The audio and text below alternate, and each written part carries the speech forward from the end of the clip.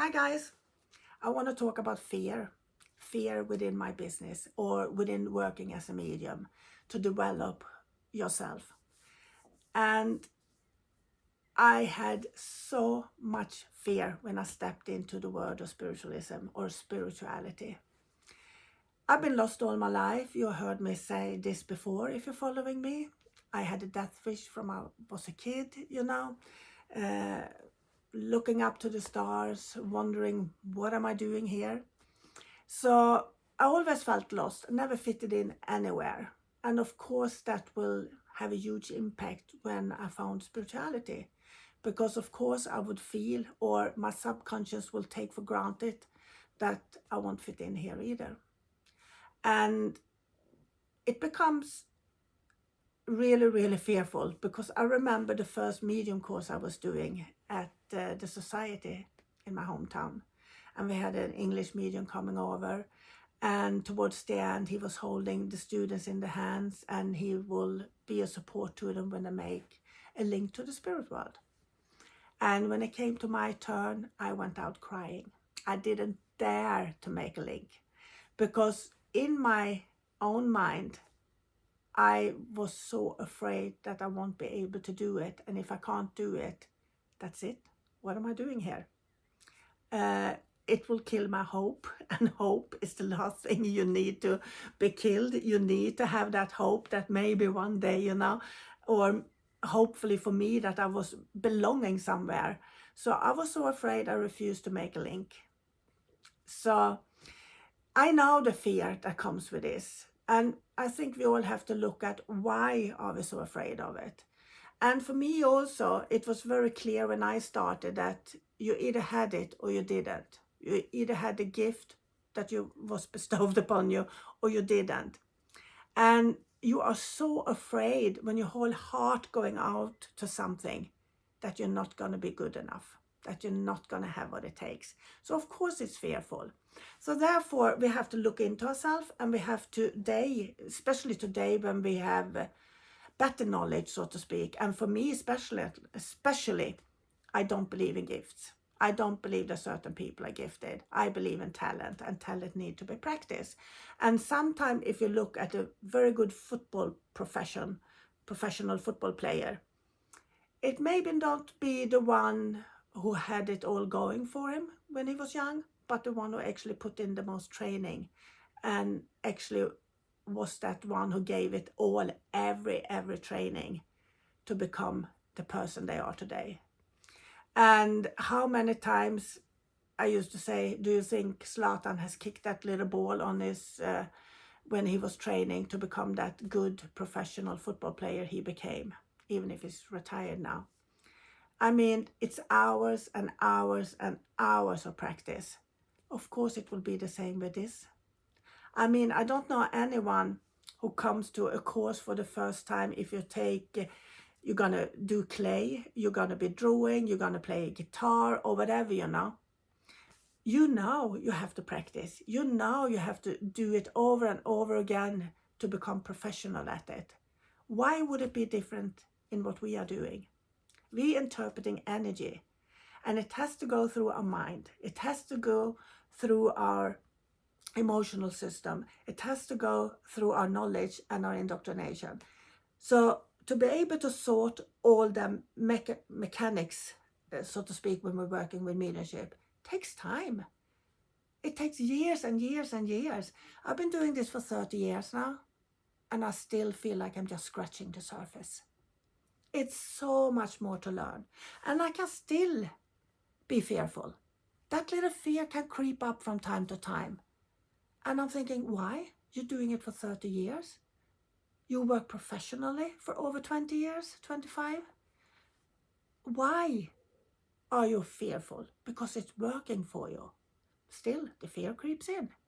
So depending, I believe, the background, the indoctrination that we're not good enough, that we don't have what it takes, and we've been graded from the first class when we start in school, how good you are.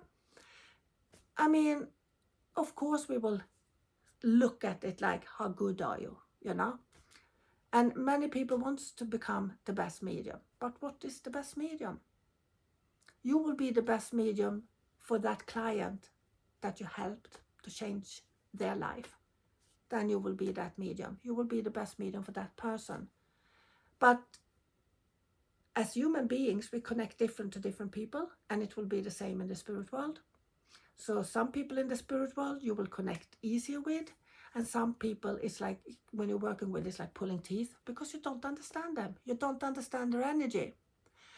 So why would it be easy? It's not easy. Or I usually say mediumship is easy. This is the complicated one, because our mind is interfering all the time with what we are doing. So when we can put our mind to rest and don't care, just experiment with it, playing with it, we might learn something about it as well.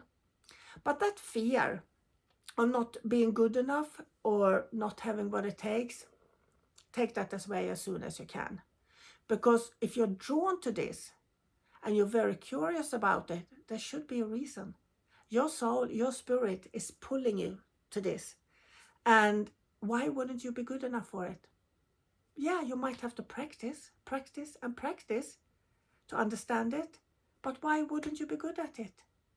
Depending how much time and effort you put in, the better you will become. But this is not something you learn in a split second.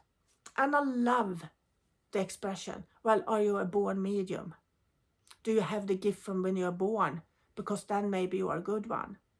Well, I think everybody is born with it in that case. Depending of your journey and what you're here to do, your talent might be awakened earlier than others. But I mean, our life is not just to work with spirit. I believe that we're here to live our life as well. And if that's working for spirit is a part of it, you are blessed, because it's such a joy to work for spirit. But it's also a very, very tough road to walk. You meet people you got to deal with. And it's not the people, I don't mean any bad about other people, but if you lived a long time, or if you lived some time, you know that you don't click with every people. And you will meet people who are very, how do you say, lost in the world. They might, they might deal with a lot of anger issues and insecurities and things, and that usually lashes out, and it's not easy every time to take it and realizing it's not really me they are angry at, it's really themselves. So you should learn a lot about other people, and you have to love them. You have to see the soul and the spirit in everybody to be able to help them, I believe. And you also have to learn about yourself, and that's not the easiest one all the time. But the more you recognize who you are, the further you can own your own power.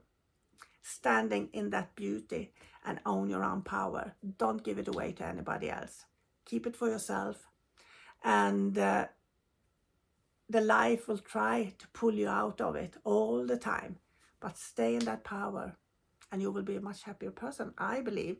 Because I know when I'm standing in the power, when I'm owning it and I feel confident and positive and all them positive powerful feelings that you wish you had every day, you feel much better and you feel that you can accomplish so much more.